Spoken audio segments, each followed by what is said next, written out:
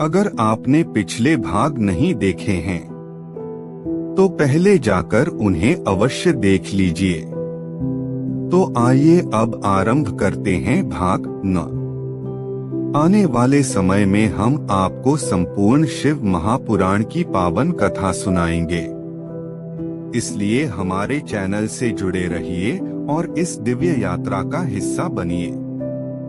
तो चलिए बढ़ते हैं कथा की ओर। नारद मुनि कुबेर के कैलाश पर्वत पर तप करने से वहां पर भगवान शिव का शुभागमन हुआ। कुबेर को वर देने वाले विश्वेश्वर शिव जब निधिपति होने का वर देकर अंतर्धान हो गए, तब उनके मन में विचार आया कि मैं अपने रुद्र रूप में, जिसका जन्म ब्रह्मा जी के ललाट से हुआ है और जो संधार है, कैलाश पर्वत पर निवास करूंगा। शिव की इच्छा से कैलाश जाने के रुद्रदेव ने बड़े जोर जोर से अपना डमरू बजाना शुरू कर दिया। वह ध्वनि उत्साह बढ़ाने वाली थी। डमरू की ध्वनि तीनों लोकों में गूंज रही थी। उस ध्वनि में सुनने वालों को अपने पास आने का आग्रह था। उस डमरू ध्वनि को सुनकर ब्रह्मा, विष्णु आदि सभी देवता, ऋषि मुनि, वेद शास्त्रों को जानने वाले सिद्ध लोग बड़े उत्साहित होकर कैलाश पर्वत पर पहुँचे। भगवान शिव के सारे पार्षद और गणपा जहाँ भी थे, वे कैलाश पर्वत पर पहुँचे। साथ ही असंख्य गणों सहित अपनी लाखों करोड़ों भयावन भूत प्रेतों की सेना के साथ स्वयं शिवजी भी वहां पहुँचे। सभी गणपा सहस्त्र भुजाओं से युक्त थे। उनके मस्तक पर जटाएं थी। सभी चंद्रचूर्ण, नीलकंठ और त्रिलोचन थे।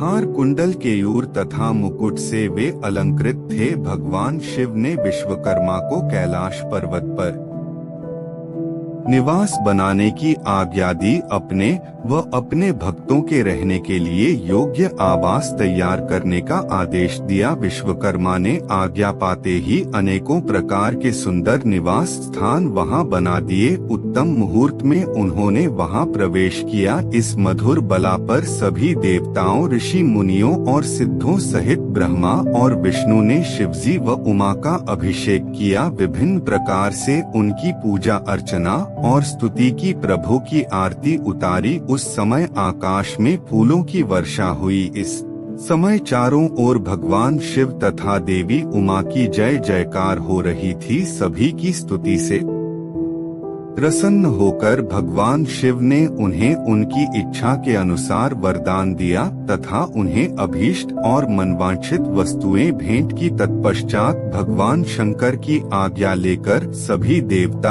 अपने अपने निवास को चले गए। कुबेर भी भगवान शिव की आज्ञा पाकर अपने स्थान अलकापुरी को चले गए। तत्पश्चात भगवान शंभु वहां निवास करने लगे। वे योग साधना में लीन होकर ध्यान में मग्न रहते। कुछ समय तक वहां अकेले निवास करने के बाद उन्होंने दक्ष कन्या देवी सती को पत्नी रूप में प्राप्त कर लिया। देवर्ष अब रुद्र भगवान देवी सती के साथ वहां सुख पूर्वक विहार करने लगे। हे नारद, इस प्रकार मैंने तुम्हें भगवान शिव के रुद्रतार का वर्णन और उनके कैलाश पर आगमन की उत्तम कथा सुनाई है। तुम्हें शिवजी व कुबेर के मित्रता और भगवान शिव की विभिन्न लीलाओं के विषय में बताया है।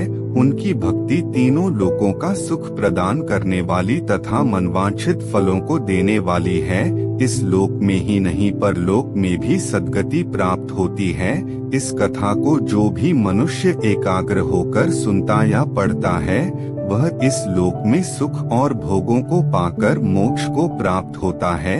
नारद जी ने ब्रह्मा जी का धन्यवाद किया और उनकी स्तुति की। वे बोले कि प्रभु, आपने मुझे इस अमृत कथा को सुनाया है। आप महाज्ञानी है। आप सभी की इच्छाओं को पूर्ण करते हैं। मैं आपका आभारी हूँ।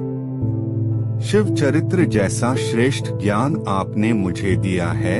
हे प्रभु, मैं आपको बारंबार नमन करता हूँ। इस प्रकार 20वें अध्याय के साथ श्री रुद्र संगीता का प्रथम खंड संपूर्ण। संगीत हुआ। श्री रुद्र संगीता का के स्त्री हुई। रुद्र ने गृहस्थ आश्रम में सुख पूर्वक समय व्यतीत किया। उधर शिव जी के माया से दक्षो घमंड हो गया और वह महामदेव जी की निंदा करने लगे। दक्ष ने एक विशाल यज्ञ का आयोजन किया। उस यज्ञ में दक्ष ने मुझे, विष्णु जी को, सभी देवी देवताओं को और ऋषि मुनियों को निमंत्रण दिया, परंतु महादेव शिव जी एवं अपनी पुत्री सती को उस विशाल यज्ञ का निमंत्रण नहीं दिया। सती को जब इस बात की जानकारी मिली तो उन्होंने शिव चरणों में वंदना कर उनसे दक्ष यज्ञ में जाने की इच्छा प्रकट की। शिव ने देवी सती को बहुत समझाया कि बिना बुलाए ऐसे आयोजनों में जाना अपमान और अनिष्ट काक होता है, लेकिन सती ने जाने का हट किया। शिव ने भाभी को देखते हुए आज्ञा दे दी। शिव सर्वज्ञ है। सती पिता के घर चली गई। वहां यज्ञ में महादेव जी के लिए भाग न देख और अपने पिता के मुख से अपने पति की घोर निंदा सुनकर उन्हें बहुत क्रोध आया। वे महादेव के सहन न कर सकी और उन्होंने उसी यज्ञ कुंड में कूदकर अपने शरीर का त्याग कर दिया। जब इसका समाचार शिव तक पहुंचा तो वे बहुत कुपित हुए। उन्होंने अपनी जटा का एक बाल उखाड़कर वीरभद्र नामक अपने गण को उत्पन्न किया। भगवान शिव ने वीरभद्र को आज्ञा दी कि वह दक्ष के यज्ञ का विध्वंस कर दे। वीरभद्र ने शिव आज्ञा का पालन करते हुए यज्ञ का विध्वंस कर दिया और दक्ष का सिर काट दिया। इस उपद्रव को देखकर सभी लोग भगवान शिव की प्रार्थना करने लगे। तब भगवान शिव ने दक्ष को पुनः जीवित कर दिया और उनके यज्ञ को पूर्ण कराया। भगवान शिव सती के मृत शरीर को लेकर वहां से चले गए। उस समय सती के शरीर से उत्पन्न ज्वाला पर्वत पर गई थी। वही पर्वत आज भी ज्वालामुखी के नाम से पूजित है। आज भी उसके दर्शन से मनोकामनाएं पूरी होती हैं। वही सती दूसरे जन्म में हिमाचल के घर में पुत्री रूप में प्रकट हुई, जिनका नाम पार्वती था। उन्होंने कठोर तप द्वारा पुनः महादेव शिव को अपने पति के रूप में प्राप्त कर लिया। दूसरा अध्याय शिव पार्वती चरित्र। सूत जी बोले, हे ऋषियों, ब्रह्मा जी के यह वचन सुनकर नारद जी पुनः पूछने लगे, हे ब्रह्मा जी, मैं सती और शंकर जी के परम पवित्र दिव्य चरित्र को पुनः सुनना चाहता हूँ कि सती की उत्पत्ति कैसे हुई और महादेव जी का मन विवाह करने के लिए कैसे तैयार हुआ। दक्ष से नाराज होकर देवी सती ने अपनी देह को कैसे त्याग दिया और फिर कैसे हिमाचल की पुत्री पार्वती के रूप में जन्म लिया। उनके तप, विवाह, काम, नाश आदि की सभी कथाएं मुझे सविस्तार सुनाने की कृपा करें। ब्रह्मा जी बोले, हैं नारद, पहले भगवान शिव निर्गुण, निर्विकल्प, निर्विका और दिव्य थे, परंतु देवी उमा से विवाह करने के बाद वे सगुण और शक्तिमान हो गए। उनके बाएं अंग से ब्रह्मा जी उत्पन्न हुए और दाएं अंग से विष्णु उत्पन्न हुए। तभी से भगवान सदा शिव के तीन रूप ब्रह्मा, विष्णु और रुद्र सृष्टिकर्ता, पालनकर्ता और संहारकर्ता के रूप में विख्यात हुए। उनके आराधना करते हुए मैं सुरासुर सहित मनुष्य आदि जीवों की रचना करने लगा। मैंने सभी जातियों का निर्माण किया। मैंने ही मरीज, अत्रि, पुलह, पुलस्त्य, अंगिरा, क्रतु, वशिष्ठ, नारद, दक्ष और भृगु की उत्पत्ति की और यह मेरे मानस पुत्र कहलाए। तत्पश्चात मेरे मन में माया का मोह उत्पन्न होने लगा। तब मेरे हृदय से अत्यंत मनोहारी और सुंदर रूप वाली नारी प्रकट हुई। उसका नाम संध्या था। वह दिन में क्षीण होती, परंतु रात में उसका रूप सौंदर्य और निखर जाता था। वह सायं संध्या, हीत संध्या निरंतर मंत्र का जाप करती थी। उसके सौंदर्य से ऋषि मुनियों का मन भी भ्रमित हो जाता था। इसी प्रकार मेरे मन से एक मनोहर रूप वाला पुरुष भी प्रकट हुआ। वह अत्यंत सुंदर और अद्भुत रूप वाला था। उसके शरीर का मध्य भाग पतला था। वह काले बालों से युक्त था। उसके दांत सफेद मोतियों से चमक रहे थे। उसके श्वास से सुगंध निकल रही थी। उसकी चाल मदमस्त हाथी के समान थी। उसकी आंख कमल के समान थी। उसके अंगों में लगे केसर की सुगंध नासिका को तृप्त कर रही थी। तभी उस रूपवान पुरुष ने विनय पूर्वक अपने सिर को मुझ ब्रह्मा के सामने झुकाकर मुझे प्रणाम किया और मेरी बहुत स्तुति की। वह पुरुष बोला, ब्रह्मा आप अत्यंत शक्तिशाली हैं, आपने ही मेरी उत्पत्ति की है। प्रभु मुझ पर कृपा करें और मेरे योग के काम मुझे बताएं, ताकि मैं आपकी आज्ञा से उस कार्य को पूरा कर सकूं। ब्रह्मा जी ने कहा, हे भद्र पुरुष, तुम सनातनी सृष्टि उत्पन्न करो। तुम अपने इसी स्वरूप में फूल के 5 बाणों से स्त्रियों और पुरुषों को मोहित करो। इस चराचर जगत में कोई भी जीव तुम्हारा तिरस्कार नहीं कर पाएगा।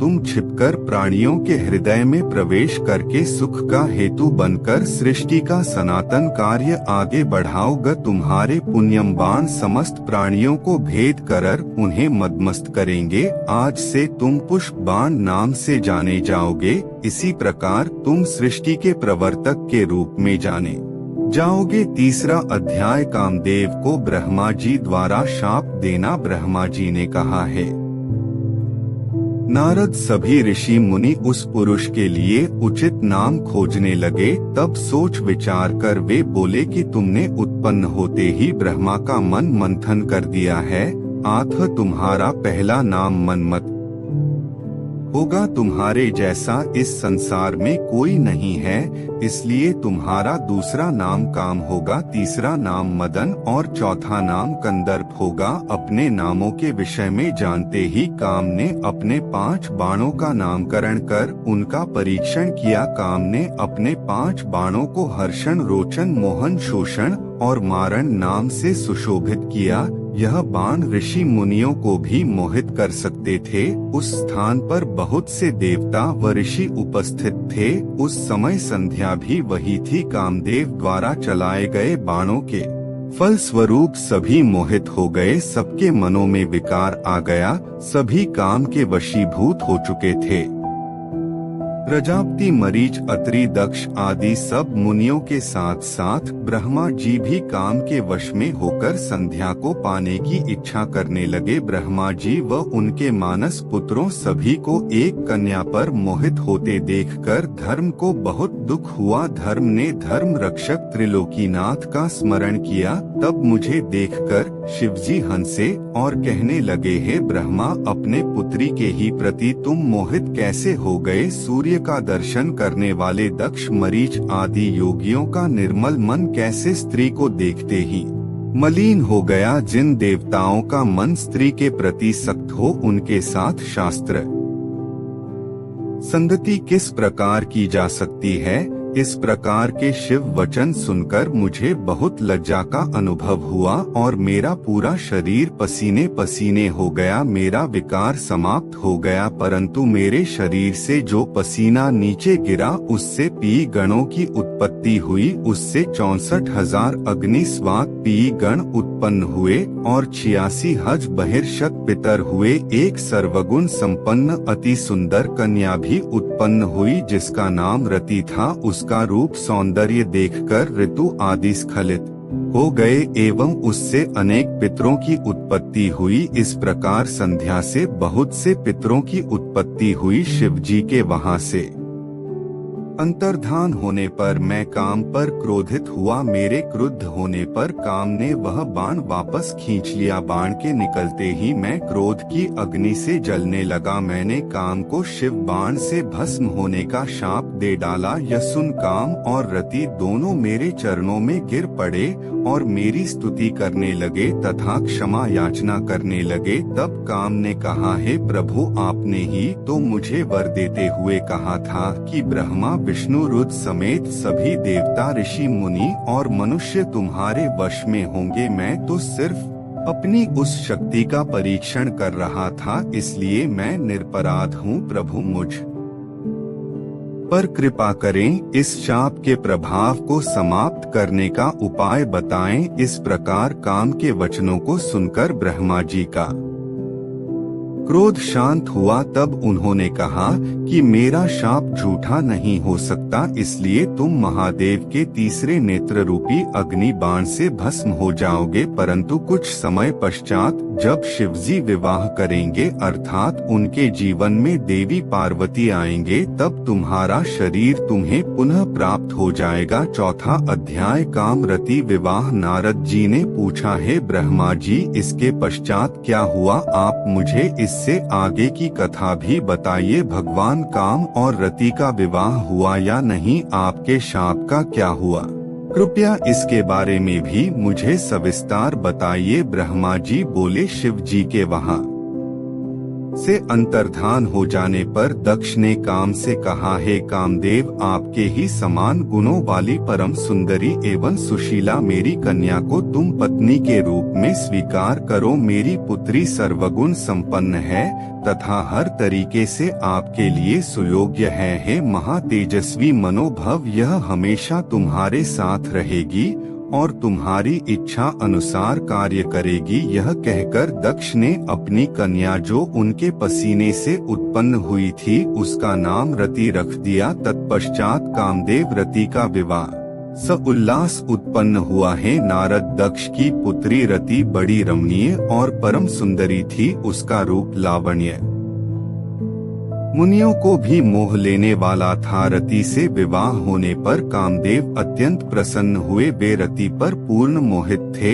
उनके विवाह पर बहुत बड़ा उत्सव हुआ। प्रजापति दक्ष पुत्री के लिए सुयोग्य वर पाकर बहुत खुश थे। दक्ष कन्या देवी रति भी कामदेव को पाकर धन्य हो गई थी। जिस प्रकार बादलों में बिजली शोभा पाती है, उसी प्रकार कामदेव के साथ रति शोभा पा रही थी। कामदेव ने रति को अपने हृदय सिंहासन में बिठाया तो रति भी कामदेव को पाकर उसी प्रकार प्रसन्न हुई जिस प्रकार श्री हरि को पाकर देवी लक्ष्मी उस समय आनंद और खुशी से सराबोर। कामदेव वर्ती भगवान शिव का शाप भूल गए। सूत जी कहते हैं, ब्रह्मा जी का यह कथन सुनकर महर्षि नारद बड़े प्रसन्न हुए और हर्ष पूर्वक बोले, हैं महामते, आपने भगवान शिव की अद्भुत लीला मुझे सुनाई है। प्रभु, अब मुझे आप यह बताइए कि कामदेव और रति के विवाह के उपरांत सब देवताओं के अपने धाम चले जाने के बाद पितरों को उत्पन्न करने वाली ब्रह्मा कुमारी संध्या कहाँ गई? उनका विवाह कब और किससे हुआ? संध्या के विषय में मेरी जिज्ञासा शांत करिए। 5वां अध्याय संध्या का चरित्र। सत जी बोले, हे ऋषियों, नारद जी के इस प्रकार प्रश्न करने पर ब्रह्मा जी ने कहा, मुने, संध्या का चरित्र सुनकर समस्त कामियां सती साध्वी हो सकती हैं। वह संध्या मेरी मानस पुत्री थी जिसने घोर तपस्या करके अपना शरीर त्याग दिया था। फिर वह मुनि श्रेष्ठ मेघा तिथि के पुत्री अरुंधति के रूप में जन्मी। संध्या ने तपस्या करते हुए अपना शरीर इसलिए त्याग दिया था क्योंकि वह स्वयं को पापनी समझती थी। उसे देखकर स्वयं उसके पिता और भाइयों में काम की इच्छा जागृत हुई थी। तब उसने इसका प्रायश्चित करने के बारे में सोचा तथा निश्चय किया कि वह अपना शरीर वैदिक अग्नि में जला देगी, जिससे मर्यादा स्थापित हो। भूतल पर जन्म लेने वाला कोई भी जीव तरुणावस्था से पहले काम के प्रभाव में नहीं आ पाएगा। यह मर्यादा स्थापित कर मैं अपने जीवन का याग कर दूंगी। मन में ऐसा विचार करके संध्या चंद्रभाग नदी पर चले गई। यहीं से चंद्रभागा नदी का आरंभ हुआ। इस बात का ज्ञान होने पर मैंने वेद शास्त्रों के पारंगत विद्वान सर्वज्ञ और ज्ञान योगी पुत्र वशिष्ठ को वहां जाने की आज्ञा दी। मैंने वशिष्ठ जी को संध्या को विधि पूर्वक दीक्षा देने के लिए वहां भेजा था। नारद, चंद्रभाग पर्वत पर एक देव सरोवर है जो जलाशयोचित गुणों से पूर्ण है। उस सरोवर के तट पर बैठी संध्या इस प्रकार सुशोभित हो रही थी जैसे प्रदोष काल में उदित चंद्रमा और नक्षत्रों से युगत आकाश शोभा पाता है। तभी उन्होंने चंद्रभागा नदी का भी दर्शन किया। तब उस सरोवर के तट पर बैठी संध्या से वशिष्ठ जी ने आदर पूर्वक पूछा, हे देवी, तुम इस निर्जन पर्वत पर क्या कर रही हो? तुम्हारे माता पिता कौन है? यदि यह छिपाने योग्य ना हो तो कृपया मुझे बताओ। यह वचन सुनकर संध्या ने महर्षि वशिष्ठ की ओर देखा। उनका शरीर दिव्य तेज से प्रकाशित था। मस्तक पर जटा धारण किए वे साक्षात कोई पुण्यात्मा जान पड़ते थे। संध्या ने आदर पूर्वक प्रणाम करते हुए वशिष्ठ जी को अपना परिचय देते हुए कहा, ब्राह्मण मैं ब्रह्मा जी के पुत्र संध्या हूँ। मैं इस निर्जन पर्वत पर तपस्या करने आई हूँ। यदि आप उचित समझे तो मुझे तपस्या की विधि बताइए। मैं तपस्या के नियमों को नहीं जानती हूँ। आप मुझ पर कृपा करके आप मेरा उचित मार्गदर्शन करें। संध्या की बात सुनकर वशिष्ठ जी ने जान लिया कि देवी संध्या मन में तपस्या का दृढ़ संकल्प कर चुकी है। इसलिए वशिष्ठ जी ने भक्त वत्सल भगवान शिव का स्मरण करते हुए कहा, हे देवी जो सबसे महान और उत्कृष्ट है, सभी के परम आराध्य हैं, जिन्हें परमात्मा कहा जाता है, तुम उन महादेव शिव को अपने हृदय में धारण करो। भगवान शिव ही धर्म अर्थ काम और मोक्ष के स्रोत हैं। तुम उन्हीं का भजन करो। ओम नमः शिवाय मंत्र का जाप करते हुए मौन तपस्या करो। उसके अनुसार मौन रहकर ही स्नान तथा शिव पूजन करो। प्रथम 2 बार छठे समय में जल को आहार के रूप में लो। तीसरी बार छठा समय आने पर उपवास करो। देवी इस प्रकार की गई तपस्या ब्रह्मचर्य का फल देने वाली तथा अभीष्ट मनोरथों को पूरा करने वाली होती है।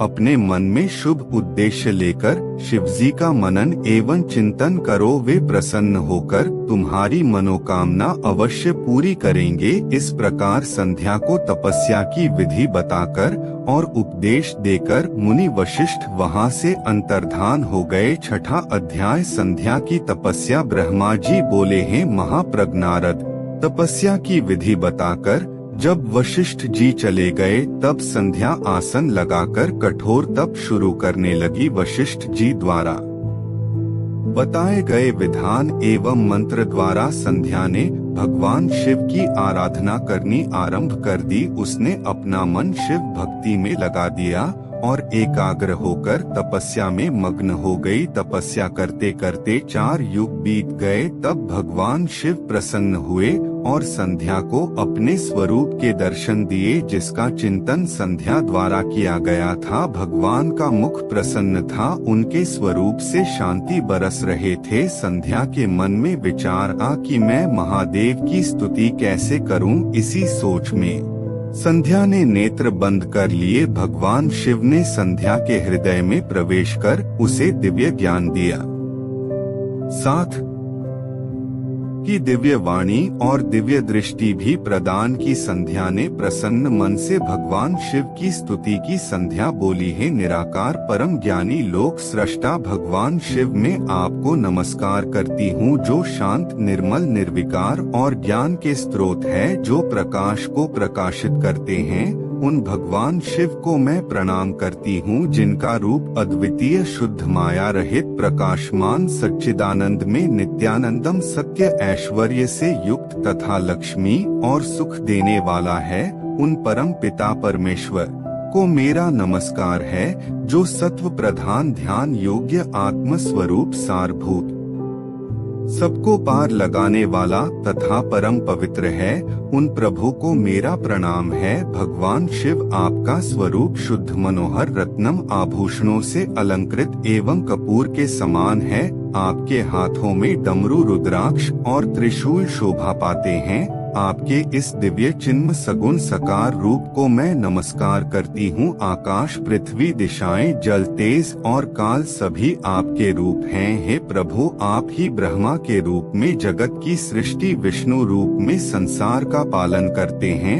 आप ही रुद्र रूप धरकर संहार करते हैं, जिनके चरणों से पृथ्वी तथा अन्य शरीर से सारी दिशाएं, सूर्य चंद्रमा एवं अन्य देवता प्रकट हुए हैं। जिनकी नाभि से अंतरिक्ष का निर्माण हुआ है, वे ही सद ब्रह्मा तथा परब्रह्म है। आपसे ही सारे जगत की उत्पत्ति हुई है। जिनके स्वरूप और गुणों का वर्णन स्वयं ब्रह्मा विष्णु भी नहीं कर सकते। भला उन त्रिलोकीनाथ भगवान शिव की स्तुति मैं कैसे कर सकती हूँ? मैं एक अज्ञानी और मूर्ख स्त्री हूँ। मैं किस तरह आपको पूजूं कि आप मुझ पर प्रसन्न हो? हे प्रभु, मैं बारंबार आपको नमस्कार करती हूँ। ब्रह्मा जी बोले, नारद संध्या द्वारा कहे गए वचनों से भगवान शिव बहुत प्रसन्न हुए। उसकी स्तुति ने उन्हें द्रवित कर दिया। भगवान शिव बोले, हे देवी, मैं तुम्हारी तपस्या से बहुत प्रसन्न हूँ। अतः तुम्हारी जो इच्छा हो वह वर मांगो, तुम्हारी कमी अवश्य पूर्ण करूँगा।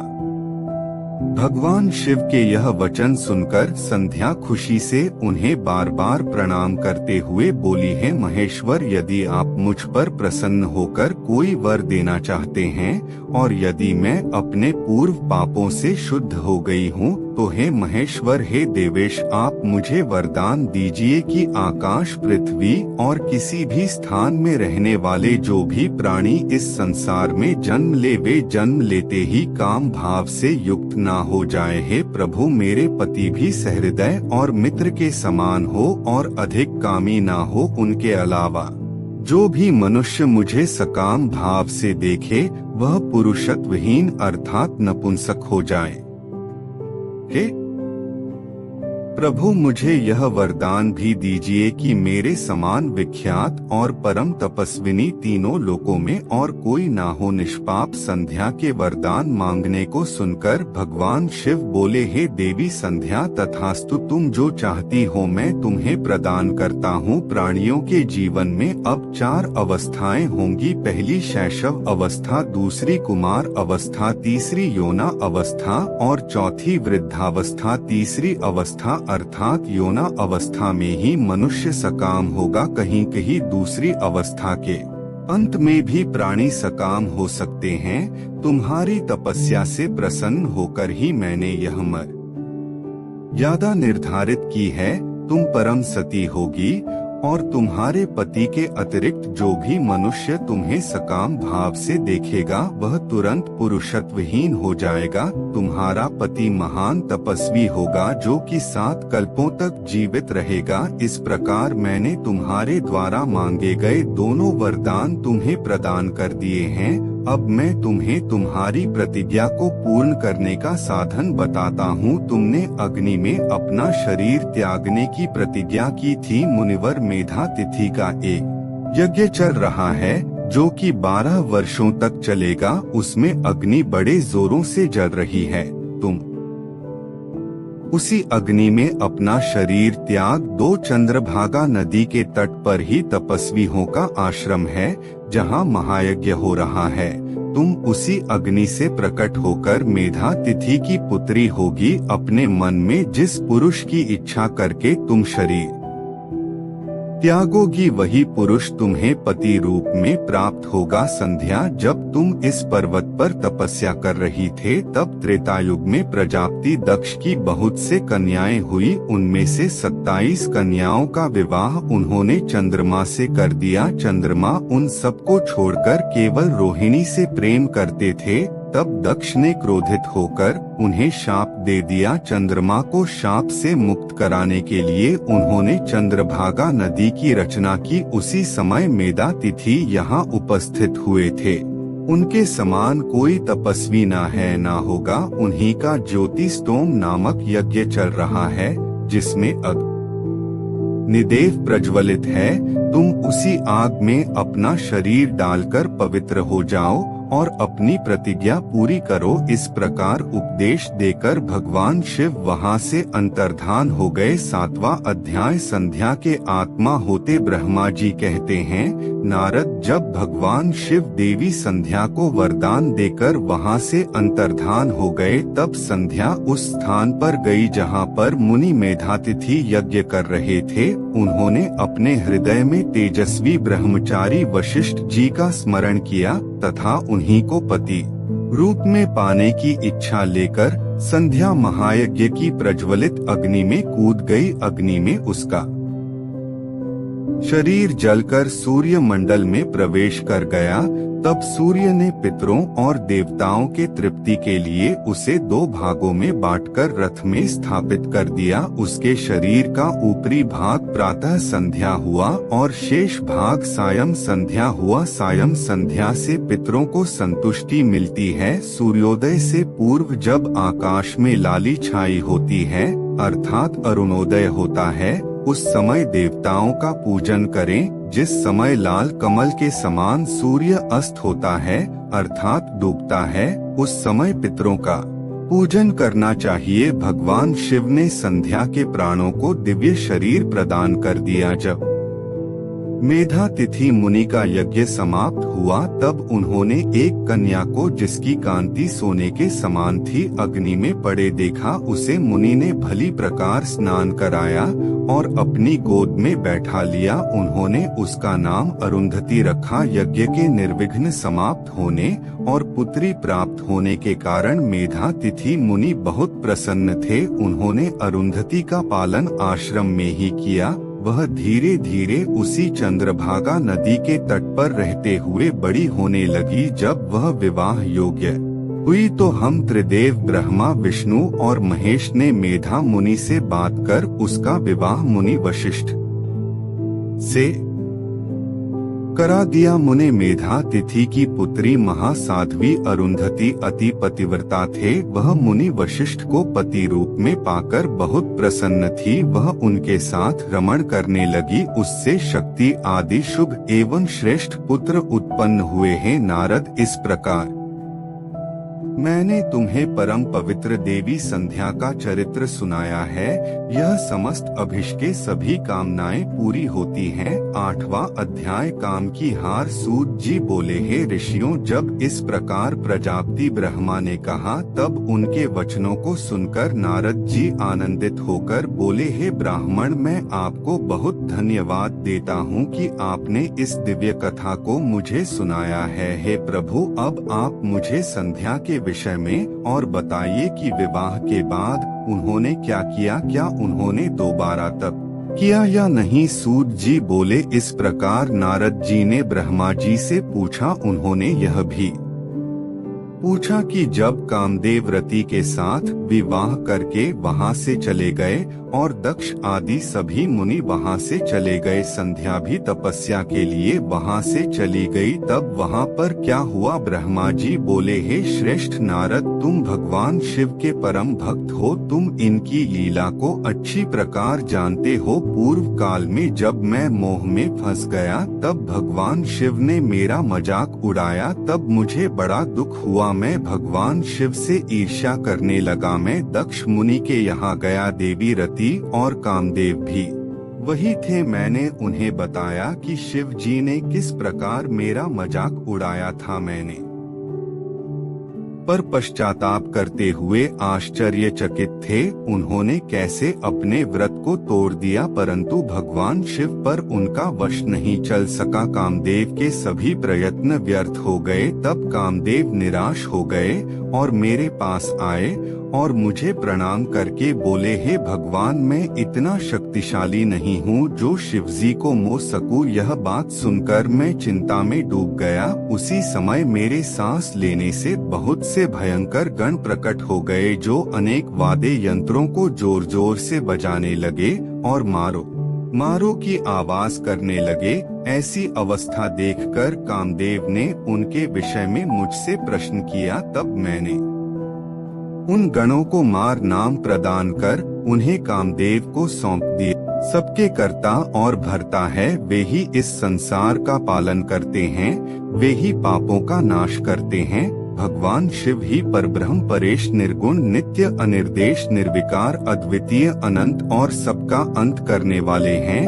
वे सर्वव्यापी हैं। तीनों गुणों का आश्रय देने वाले ब्रह्मा, विष्णु और महेश नाम से प्रसिद्ध रजोगुण, तमोगुण, सत्व गुण से दूर एवं माया से रहित है। भगवान शिव योग परायण और भक्त वत्सल है। हे देव, जब भगवान शिव ने आपकी कृपा से हमें प्रकट किया था उस समय उन्होंने हमें बताया था कि यद्यपि ब्रह्मा, विष्णु और रुद्र तीनों मेरे ही अवतार होंगे, परंतु रुद्र को मेरा पूर्ण रूप माना जाएगा। इसी प्रकार देवी उमा के भी 3 रूप होंगे। एक रूप का नाम लक्ष्मी होगा और वह श्री हरि की पत्नी होंगी। दूसरा रूप सरस्वती का होगा और वे ब्रह्मा जी की पत्नी होंगे। देवी सती उमा का पूर्ण रूप होंगे, वही भावी रुद्र की पत्नी होंगे। ऐसा कहकर भगवान महेश्वर वहां से अंतर्धान हो गए। समय आने पर हम दोनों ब्रह्मा विष्णु का विवाह देवी सरस्वती और देवी लक्ष्मी से हुआ। भगवान शिव ने रुद्र के रूप में अवतार लिया। वे कैलाश पर्वत पर निवास करने लगे हैं, जैसा कि भगवान शिव ने बताया था कि रुद्र अवतार की पत्नी देवी सती होंगे, जो साक्षात शिवारूप है। अतः तुम्हें उनके अवतरण हेतु प्रार्थना करनी चाहिए। अपने मनोरथ का ध्यान करते हुए देवी शिवा की स्तुति करो। वे देवेश्वरी प्रसन्न होने पर तुम्हारी सभी परेशानियों और बाधाओं को दूर कर देंगे। इसलिए तुम सच्चे हृदय से उनका स्मरण कर उनकी स्तुति करो। यदि शिवा प्रसन्न हो जाएंगे तो वे पृथ्वी पर अवतरित होंगे। वे इस लोक में किसी मनुष्य की पुत्री बनकर मानव शरीर धारण करेंगे। तब वे निश्चय ही भगवान रुद्र का वर्ण कर उन्हें पति रूप में प्राप्त करेंगे। तब तुम्हारी सभी इच्छाएं अवश्य ही पूर्ण होंगे। अतएव तुम प्रजापति दक्ष को यह आज्ञा दो कि वे तपस्या करना आरंभ करें। उनके तप के प्रभाव से ही पार्वती देवी सती के रूप में उनके यहाँ जन्म लेंगे। देवी सती ही महादेव को विवाह सूत्र में बांध शिवा और शिवजी दोनों निर्गुण और परम ब्रह्मा स्वरूप हैं और अपने भक्तों के पूर्णतः अधीन है। वे उनकी इच्छानुसार कार्य करते हैं। ऐसा कहकर भगवान श्री हरि विष्णु वहां से अंतर्धान हो गए। उनकी बातें सुनकर मुझे बड़ा संतोष हुआ, क्योंकि मुझे मेरे दुखों और कष्टों का निवारण करने का उपाय मालूम हो गया था। 11वां अध्याय ब्रह्मा जी की काली देवी से प्रार्थना। नारद जी बोले, पूज्य पिताजी, विष्णु जी के वहां से चले जाने पर क्या हुआ? ब्रह्मा जी कहने लगे कि जब भगवान विष्णु वहां से चले गए तो मैं देवी दुर्गा का स्मरण करने लगा और उनकी स्तुति करने लगा।